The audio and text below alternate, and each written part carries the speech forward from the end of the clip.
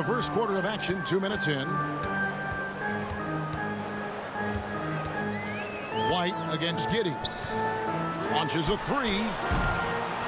Here's Williams, and he could not get that one to go. A lot of contact, and he'll go to the line for two. It goes on Jason Tatum.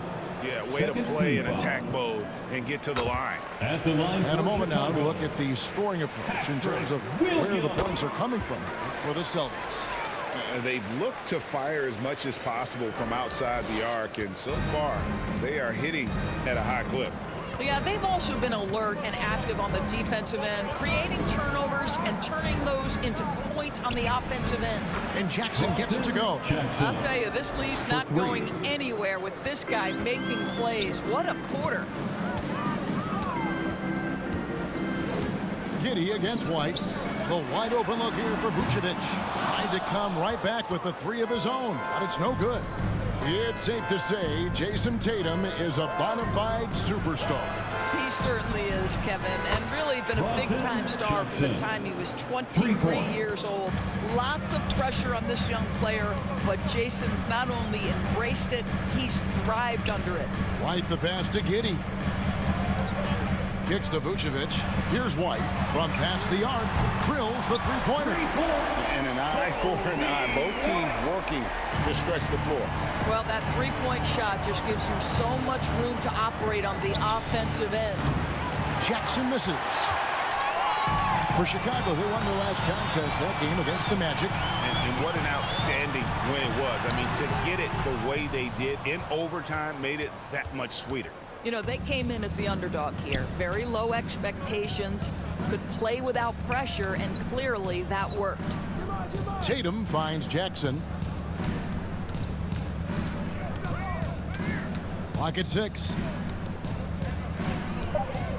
The Celtics need to get a shot off. Tatum no good. Bulls trail by 13. White inside.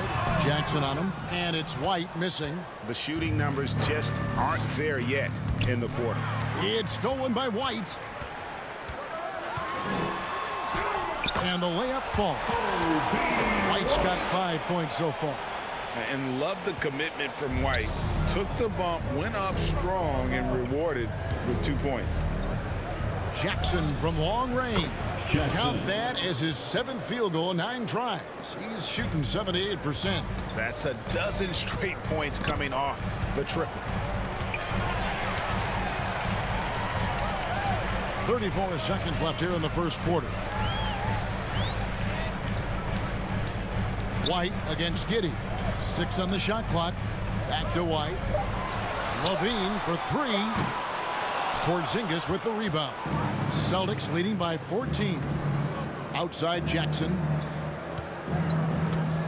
Back to Porzingis. That's good. And it's Jackson with the assist that time. And what a way to start this game, dominating at both ends of the floor.